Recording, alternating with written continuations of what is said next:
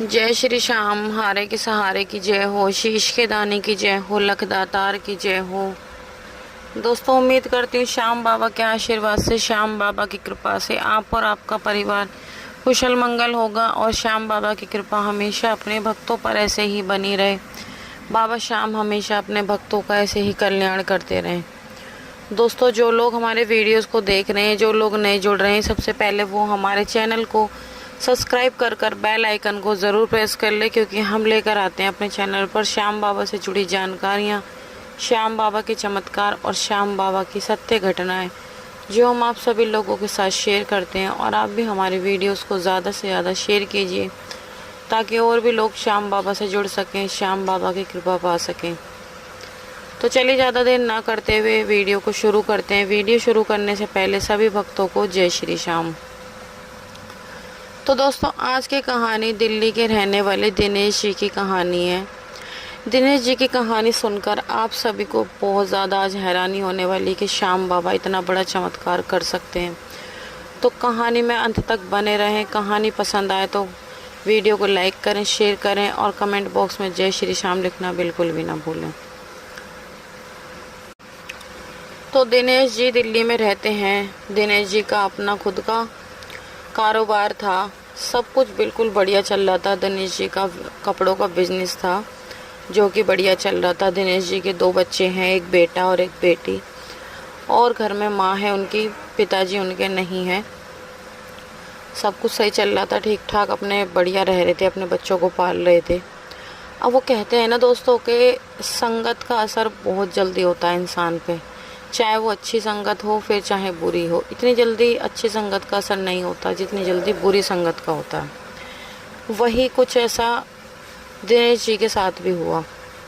दिनेश जी का बीच में कुछ काम ऐसे ही थोड़ा हल्का फुल्का हो गया था, डाउन सा उनका कम हो गया था काम, जिस वजह से वो अपना काम से फ्री होकर अपने बाहर दोस्तों में बैठ जाया करते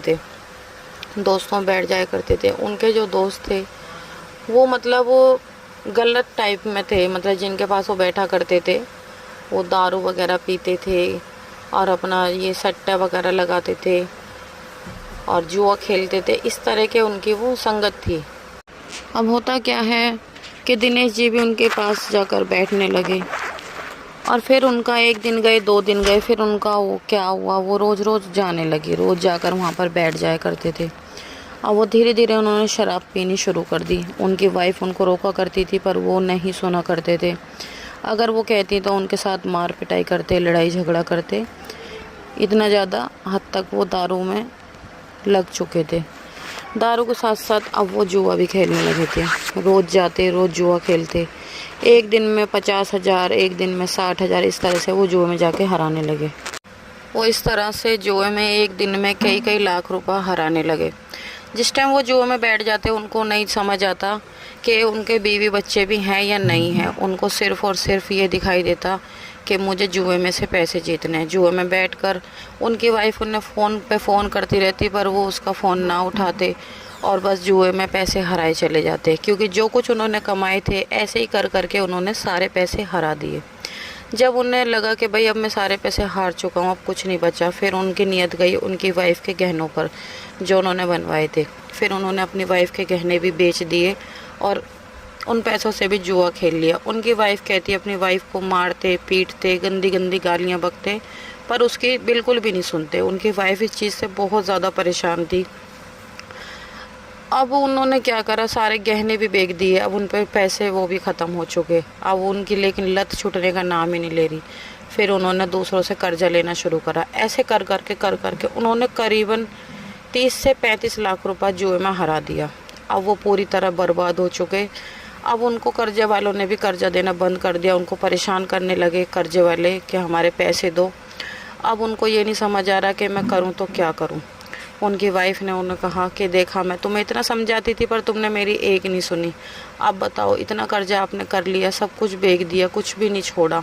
यहाँ तक को उन्होंने गहने बेचने के बाद जब दूसरों से कर्जा लिया वो भी हरा दिया। उसके बाद फिर उन्होंने अपने घर की भी कीमत लगा दी, घर को भी गिरवी रख दिया और उन्होंने उन पैसों से भी जुआ खेल लिया। इतनी ज़्यादा उनकी कंडीशन ख़राब हो चुकी थी।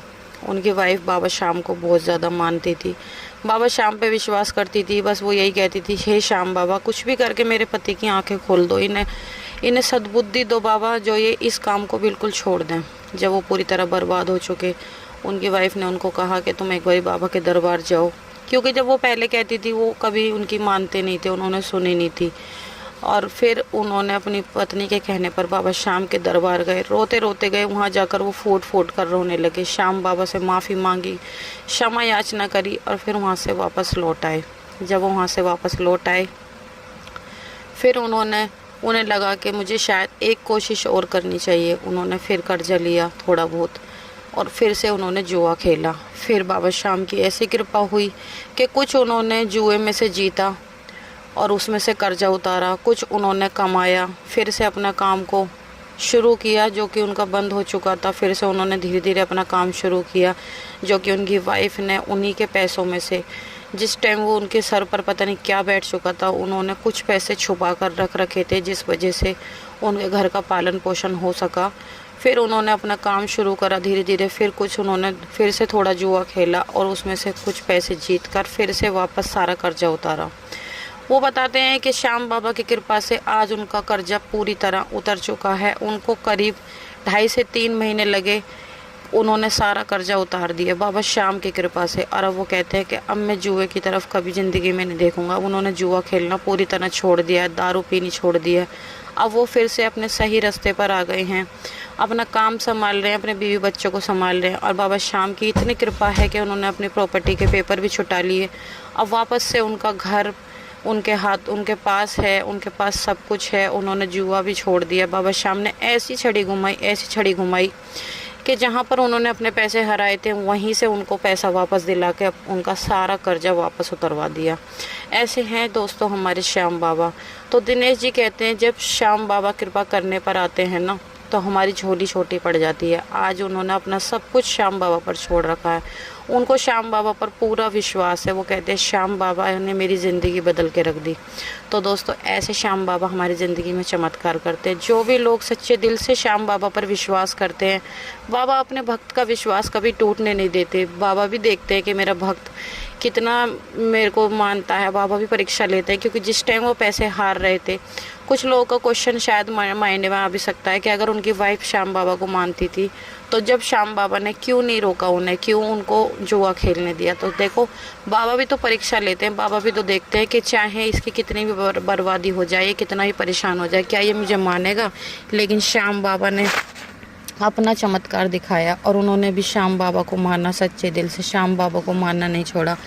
तो दोस्तों ऐसे हमारे श्याम बाबा चमत्कार करते हैं। आप चाहे कितनी भी बड़े से बड़े दुख में आ जाएं, कितना भी बड़ा सा बड़ा संकट आपके ऊपर आ जाए, अगर आप श्याम बाबा को मानते हैं तो आप उनका नाम लेना बिल्कुल ना छोड़ें। बाबा पर पूरा विश्वास बना कर रखें, श्याम बाबा आपकी ज़रूर सुनेंगे। तो आज की ये सत्य कहानी यहीं पर समाप्त होती है। कैसी लगी कमेंट करके ज़रूर बताना और ज़्यादा से ज़्यादा शेयर करना, ताकि और लोगों तक ये कहानी पहुंच सके और बाबा श्याम की कृपा उन पर भी पहुंचे। और हमारा चैनल को सब्सक्राइब करना बिल्कुल भी ना भूलें। चलिए मिलते हैं कल एक और नए वीडियो के साथ। जब तक के लिए सभी भक्तों को जय श्री श्याम।